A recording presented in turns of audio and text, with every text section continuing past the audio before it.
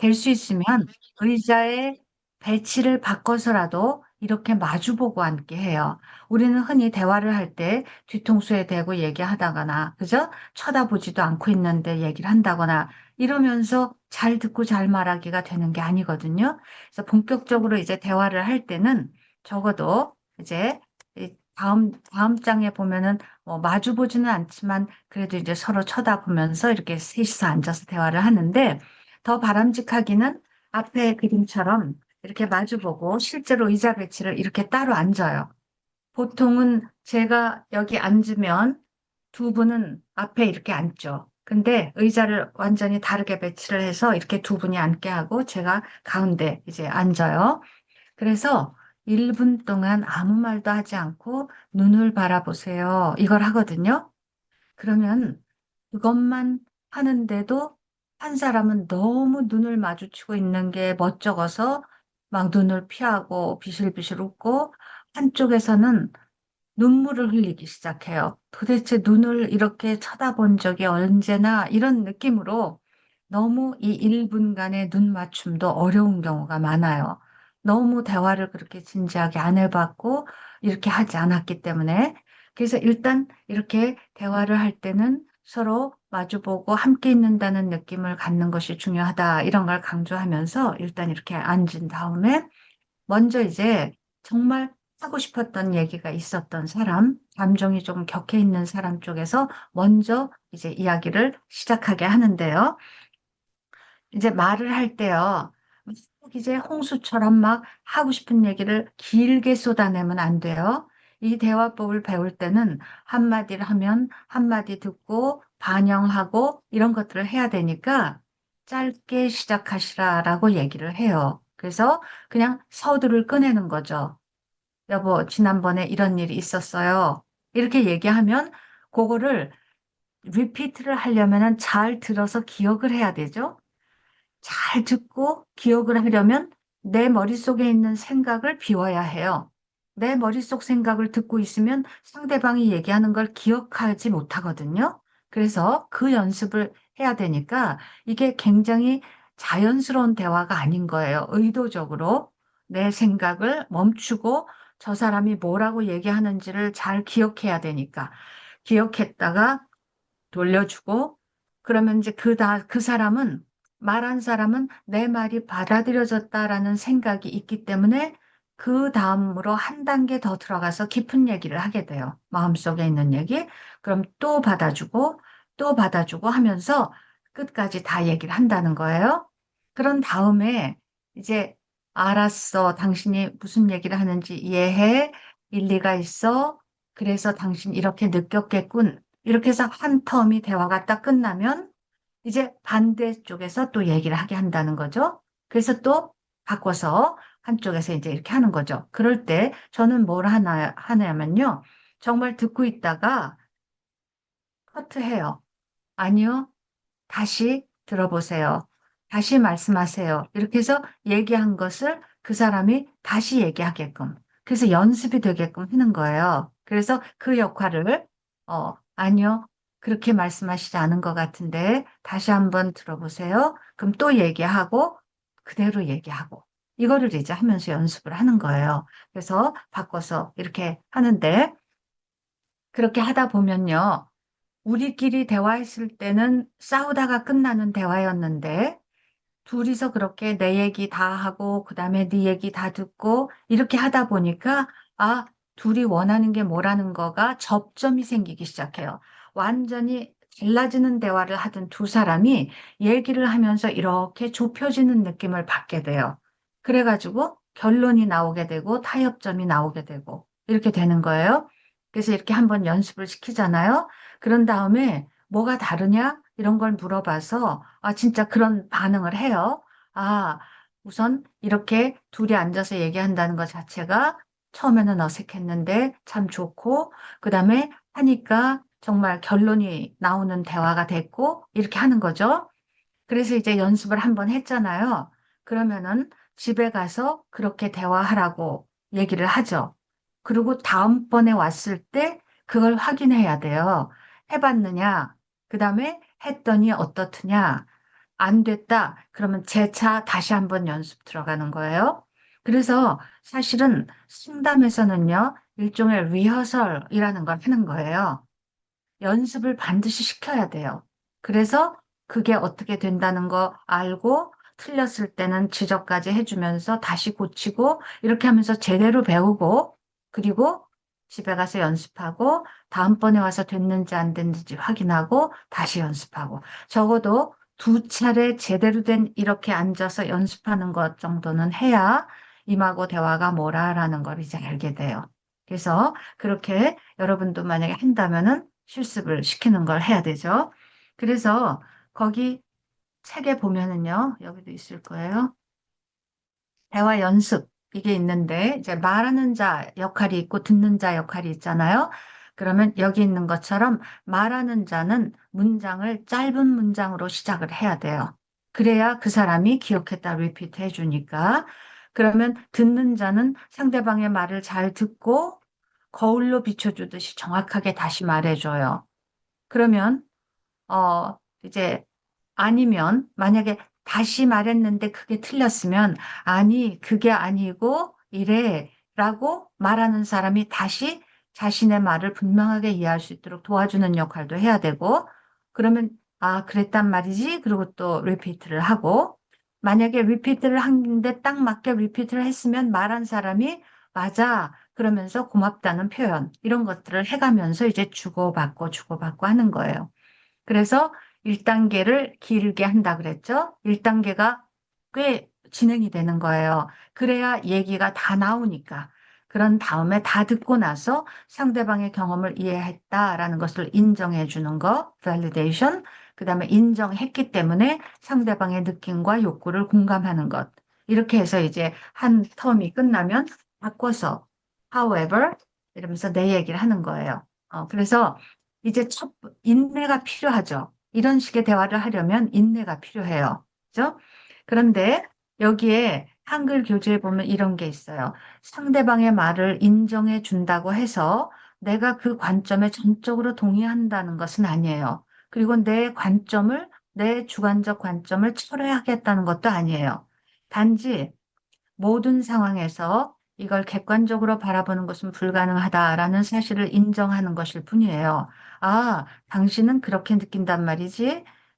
이렇게 하는 거지? 이게, 내 거를 포기한다는 뜻은 아니라는 거예요. 즉 뭐냐면, 둘 다가 안전하게 자기가 얘기하고 싶은 것을 다 얘기하는 거죠. 그래서 두 사람 간의 의사소통에는 언제나 두 가지 다른 관점이 존재하고, 어떤 경험에 대해서 해석하는 것은 각자에게 진실이다라는 걸 인정하겠다는 거예요.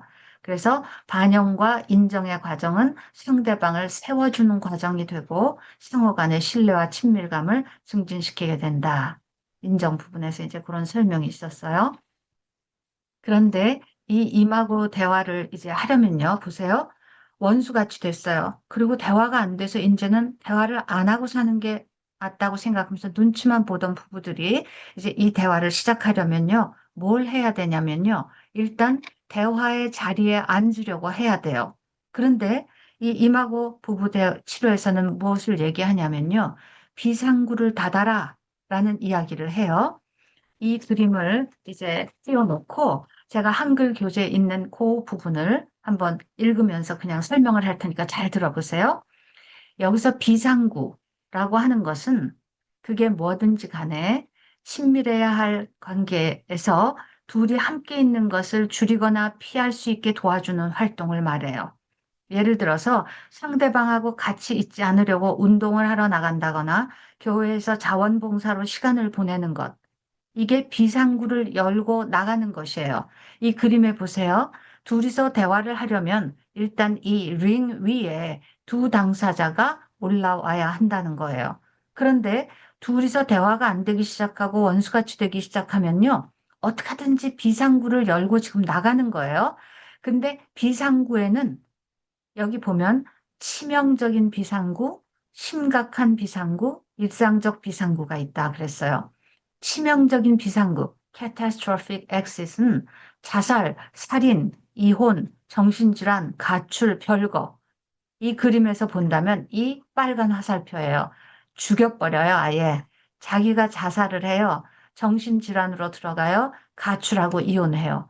이건 진짜 완전 문 열고 나가버리는 상태인 거예요. 이런 거는 열면 안 되죠. 근데 시리어스한 게 있대요. 캐타스트로픽은 아니지만 시리어스, 심각해요. 외도, 약물남용, 알코올, 도박, 쇼핑, 게임 중독, 질병. 이런 거는 이 파란 화살표예요. 그죠?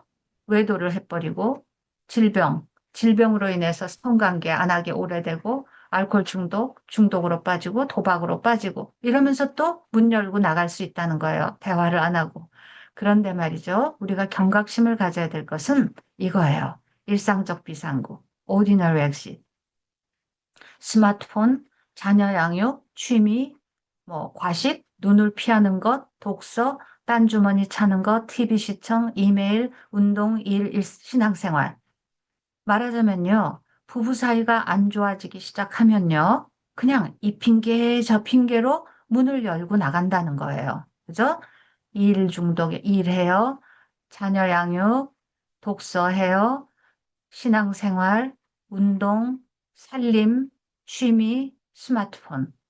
어떤 여자는요, 그냥 잘 놀고 집에 TV 보고 있다가 남편이 딱 퇴근해서 들어오면 그때부터 빨래하고 청소하고 막 살림을 열심히 해요. 그때부터 막 아이 숙제 시키고 이러면서 대화 안 해요.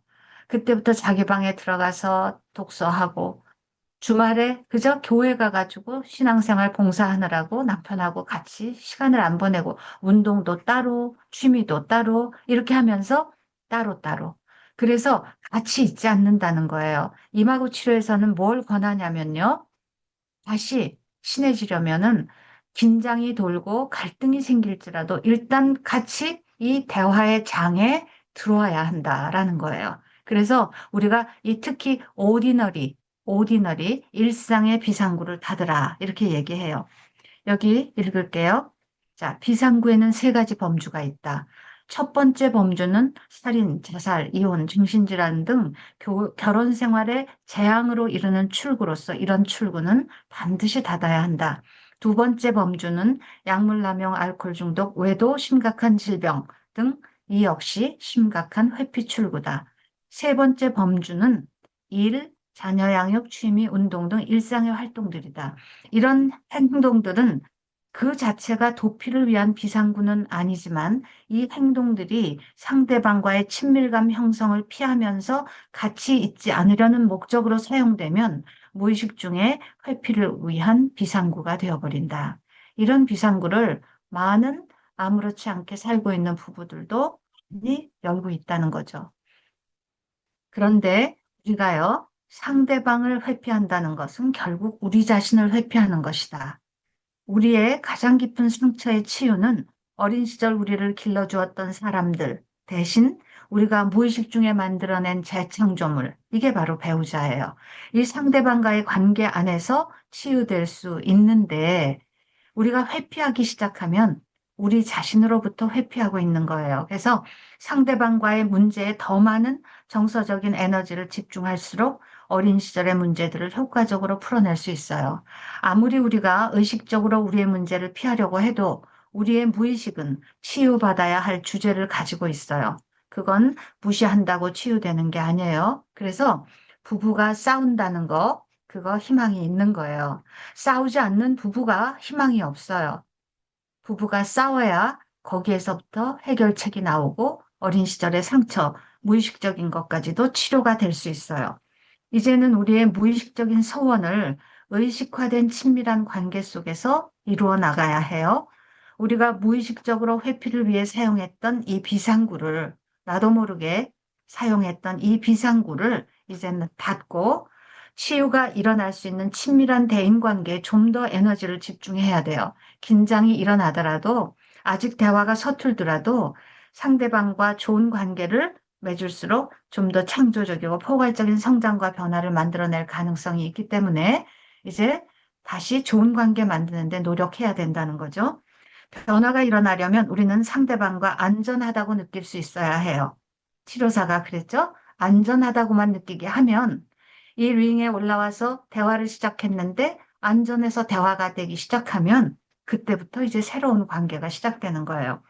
회피를 위한 비상구를 닫고 관계의 울타리 안에 머무르기로 동의할 때 우리는 새로운 안전감을 누릴 수 있게 돼요. 그때 우리는 관계가 파괴될 위험에 대한 두려움 없이 우리의 문제를 다룰 수 있게 되죠. 우리에게 익숙한 도피 출구를 닫을 때 아무래도 긴장감은 생길 거예요. 처음에는 뭘 얘기해야 될지도 모르고 관계도 어색해요. 아까 눈을 1분간만 마주보고 있으라 그래도 어색해서 어찌할 줄을 모른다고 했잖아요. 그래서 처음에는 어색하거든요. 그러나 싸움이 되더라도 이거를 해보는 것. 그래서 처음에는 관계가 더 어렵게 느껴질 수도 있지만 고조된 긴장이 있다는 것은 바로 여러분이 문제를 피하지 않고 직면하고 있기 때문에 생긴 것이에요. 이 불편함은 당신들이 넓고 비효율적인 상호작용의 패턴을 바꾸기 위해서 익숙하지 않은 영역으로 들어왔다라는 것을 말해주는 것이에요. 이 효율적인 변화를 위해서 옛 습관을 버리는 것만으로는 바람직하지 않고 그것에 대한 새로운 대처 방식을 찾아야 돼요. 그래서 이 임하고 대화라는 건 의도적으로 새로운 대화 방식이기 때문에 연습을 해서 우리 거를 만들어야 되는 거라는 거죠. 변화는 점진적으로 한 걸음씩 일어나고 비상구를 닫을 때도 어려운 것은 차츰 닫고 쉬운 것부터 닫기 시작해야 돼요. 그래서 여러분의 교재에 보면 거기 워크샵에 나와 상대방의 비상구를 닫는다라는 게 있어요. 그럼 네 칸이 있으면 두 번째 칸에 나의 비상구가 있잖아요. 그러면 조용히 한번 생각해 봐야 돼요. 나는 남편과 같이 있기 싫어서 뭘 하고 있지? 이거를 적어 보시라는 거예요. 또 상대방은 나와 있기 싫어서 뭘 하지? 아, 주말마다 자기 혼자 산에 가. 그죠? 집에 들어오면은 딱 방에 들어가서 인터넷 켜고 뭐 자기 혼자 게임해. 이런 게 이제 상대방의 비상구일 수 있잖아요. 이걸 적어보고 그다음에 중요한 게 뭐냐면 양 옆에 왼 오른쪽에 변화시키기 쉬운 것은 동그라미를 치고 변화시키기 어려운 건 X표를 치라 그랬어요. 무슨 말이냐면요. 예를 들어서 비상구에 양쪽에다 스마트폰이 적힐 수 있죠. TV나 스마트폰. 요즘 모든 가족의 문제이니까. 밥 먹으면서도 스마트폰 보잖아요. 그래서 이것을 없애야 돼. 이거는 비교적 마음만 먹으면 쉽게 약속 맺을 수 있는 거죠. 그건 사실 동그라미 칠 수 있는 부분이에요. 근데 만약에 뭐 일이라든가 혹은 이 중에서도 어려운 거 있을 수 있죠. 이런 거. 이거는 좀 닫기가 어렵겠군. 그런 거는 X표를 치셔도 좋다는 거예요. 이건 천천히 닫으라는 거예요. 말하자면 우리는 변화를요, 하기 쉬운 것부터 시작해야 돼요. 그래서 거기에서 조그만 성공 경험이라도 있어야 거기서부터 또 다음 변화가 시작되는 거예요. 그러니까 변화는 항상 쉬운 것부터.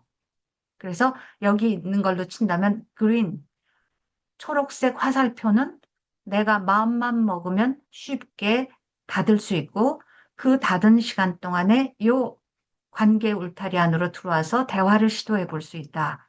이렇게 되는 거예요. 그래서 임하고 대화에서는 이제 이런 정도 얘기하면 되죠. 네.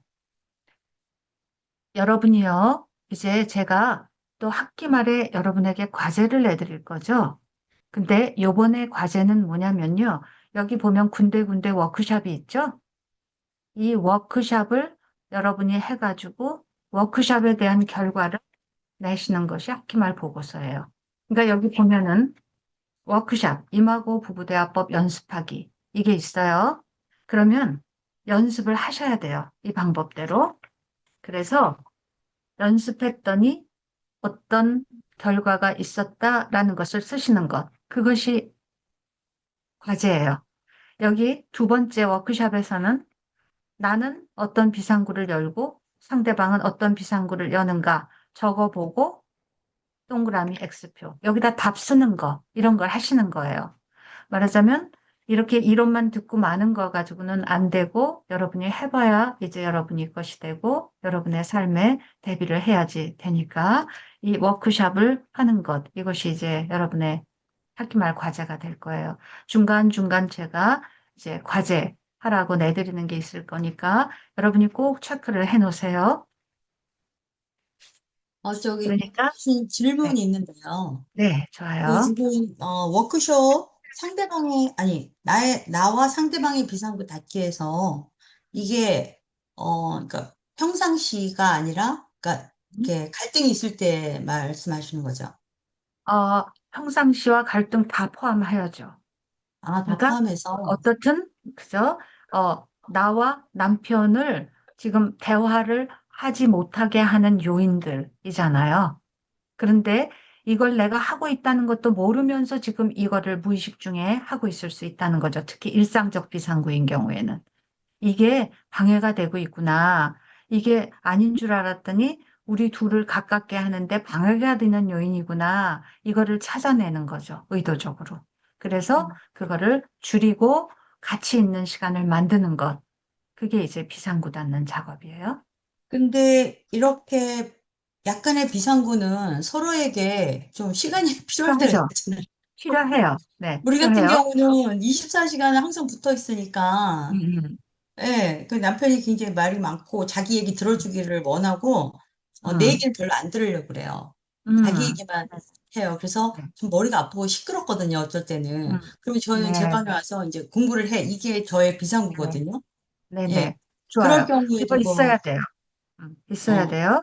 그래서 그거는 또 다른 차원의 나만의 어떤 프라이버시, 나의 경계의 문제잖아요. 그거는 그죠? 침범당하지 않아야 할 경계. 이제 그거는 유지를 하고 의도적으로 같이 있기 위해서 대화를 하기 위해서 아예 내가 대화를 안 하기 위해서 이런 것들을 많이 만들어 놓고 있으면 안 된다는 거죠. 그러니까 요거는 이제 그 대화의 장으로 들어가기 위해서 이런 걸 나도 모르게 하고 있다면 그죠? 그 이유가 아니라고 생각했는데 알고 봤더니 그게 남편을 피하기 위함이었어. 라고 한다면 그거를 점검해야 되는 거죠. 네, 알겠습니다. 네. 각자의 시간은 필요하죠. 합의에 의해서 만들어야 돼요. 또 다른 질문 있으신가요? 임하고 대화에 대해서?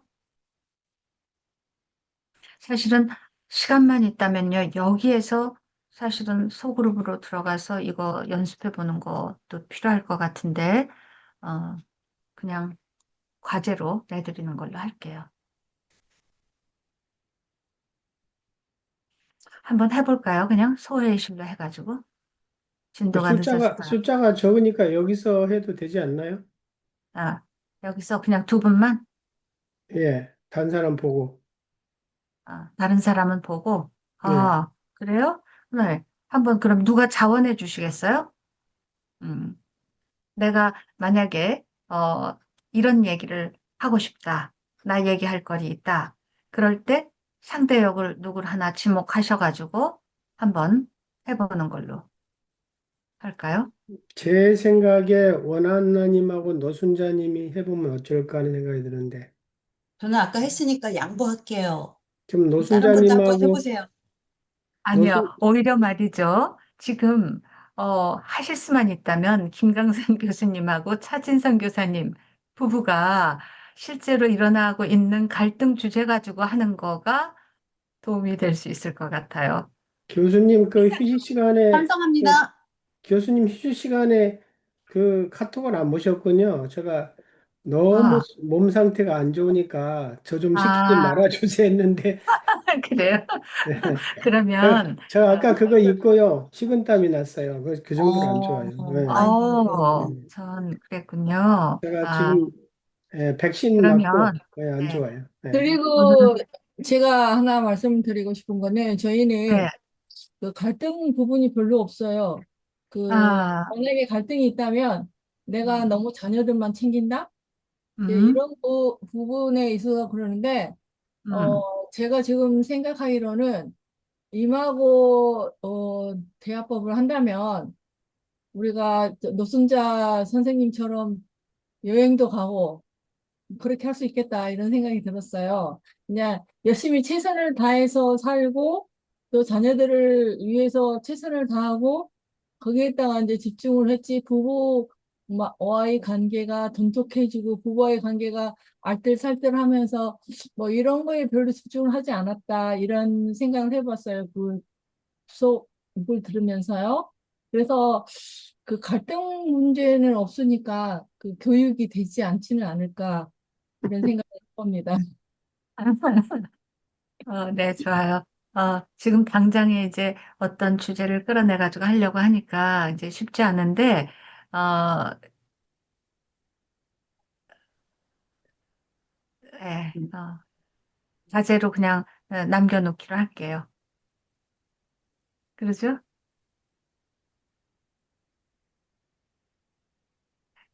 그, 저기, 교수님이 샘플을 원하시면 제가 힘을 내서 한번 해볼까요? 네. 아니, 그런데 힘드시다며요. 예, 네, 좀 한번 해보세요. 네. 힘들긴 해요. 아주 예, 좋습니다. 좋기는요, 저는 진짜 힘듭니다니까. 에, 아, 그냥 아니, 어느 한 근데, 분이 얘기를 하면 제가 상대 역을 해드릴 수도 있어요. 음, 그러면 그러면, 저기 교수님 힘드시다니까 교수님이 지적하신 우리 노쌤하고 저하고 해볼게요. 그래, 네, 네, 네, 그래 좋아요. 주세요. 네, 예, 그렇게 네, 한번 그렇게 해주세요. 네. 할게요. 고맙습니다. 예. 그러면 이렇게 원하는 한번, 선생님이 하여튼 저 뭐야 저- 이끌으시면 제가 그냥 그게 따라서 한번 해볼 선생님, 아니 아니면 주제를 얘기해 주세요. 원한나님이 남편하고 노순자님이 와이프하고 그렇게 해서 하면 좋을 것 같아요. 네, 시키는 대로 하겠습니다. 제가 남편 할게요, 노쌤. 네. 먼저 시작해 보세요, 아내분. 아, 어, 크리스, 음, 음. 내가 아니, 뭐라고 이름을 자기 하는데 남편으로 해야지 왜 크리스로 해요? 왜 내 남편이냐 크리스 크리스하고 크리스 자기 만나봤기 남편으로, 때문에 자기 크리스 남편으로. 아니 됐어요. 음. 어, 아니, 쌤 남편으로 하세요. 그렇죠. 그래야지 이게 되지. 예. 어, 왜 내 남편 그렇나? 어, 무슨 요새 그러니까 노 컨텐츠가 선생님은 그 떨어져가지고 자기 얘기를 이제 하는 거죠. 그럴 예. 때 어, 남편이 이제 받아주는 이런 걸 하는 거니까. 오케이. 음. 예. 요즘 별로 이야기한 게 없네요. 그래서 음, 자기야, 그 약을 오늘 저기 내가 아프다고 지금 약을 많이 사왔는데 들어오면서 약값이 89불이나 된다 막 이렇게 말을 했을 때 내가 그 말 들으니까 너무 어, 좀 속상했어.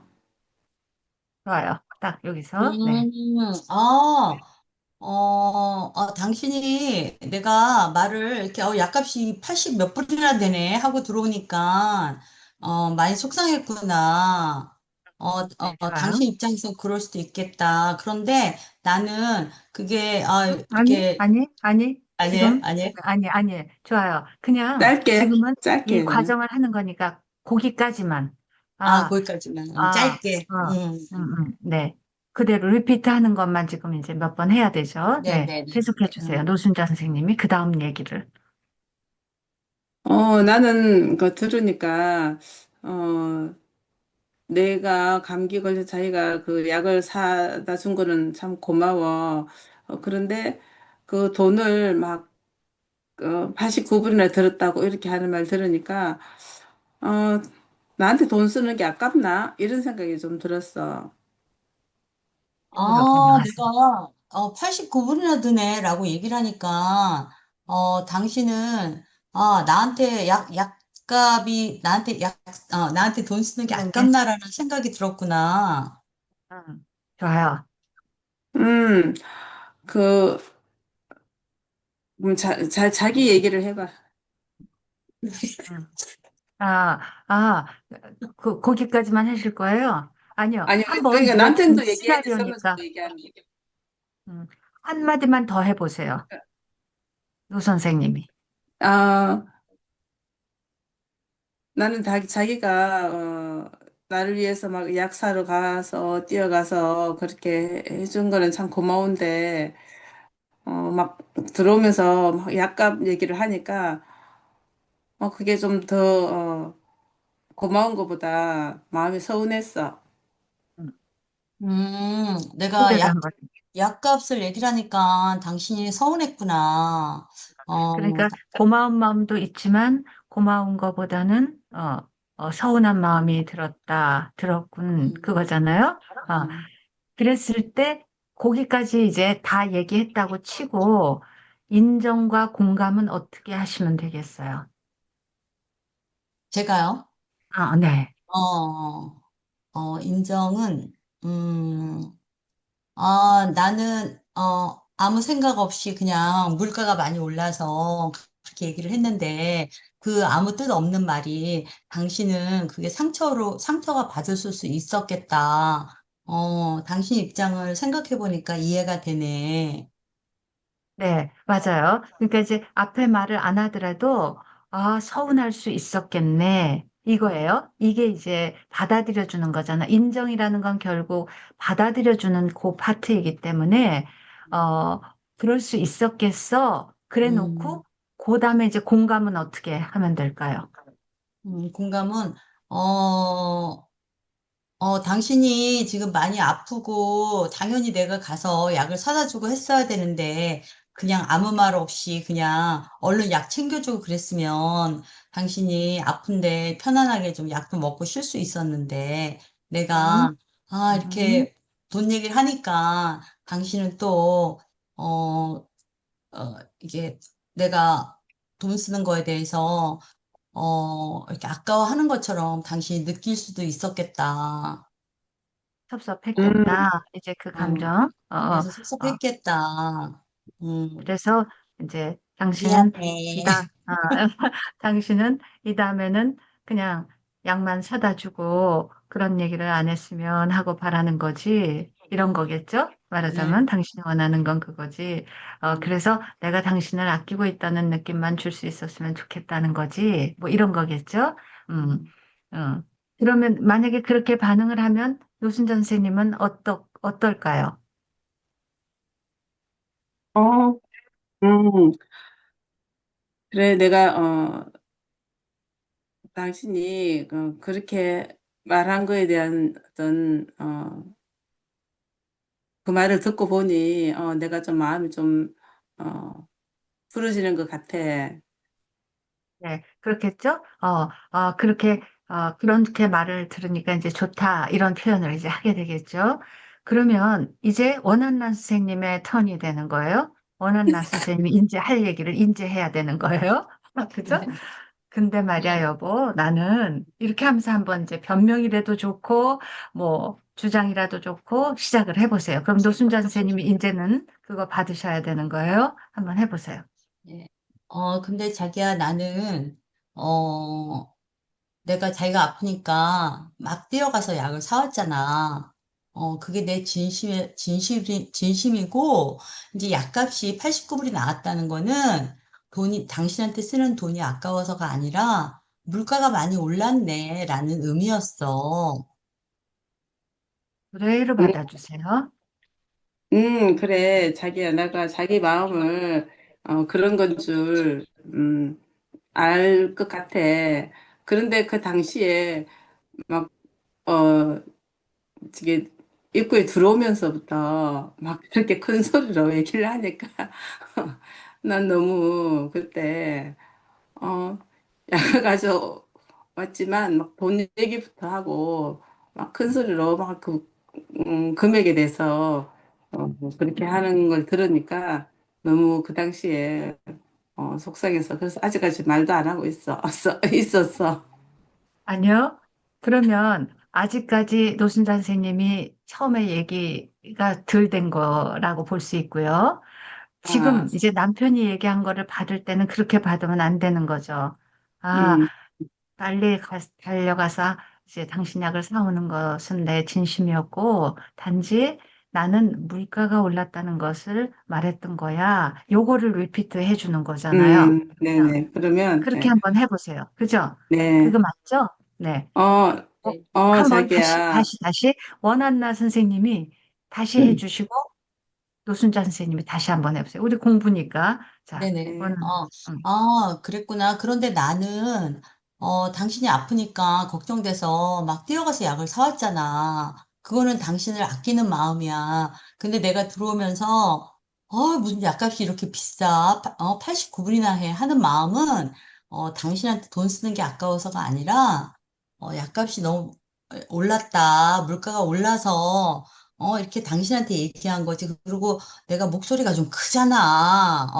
그냥 무섭게 내가 한 게 아니라 내 목소리가 워낙에 커서 그런 거였어. 음. 자, 자, 요거를 이제 노순 선생님이 한번 그대로 입에 담아 보세요. 어떤 마음이 되나 보죠.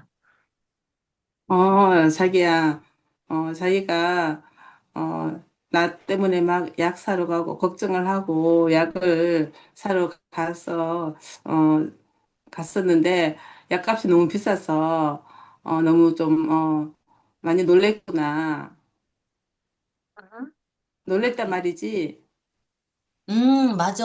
나는 보통 생각하는 감기니까 감기약 보통 뭐 얼마 안 하잖아. 그런데 89불이라서 나 깜짝 놀랬지. 그래가지고 야, 물가가 진짜 많이 올랐구나 하는 그런 한탄이지.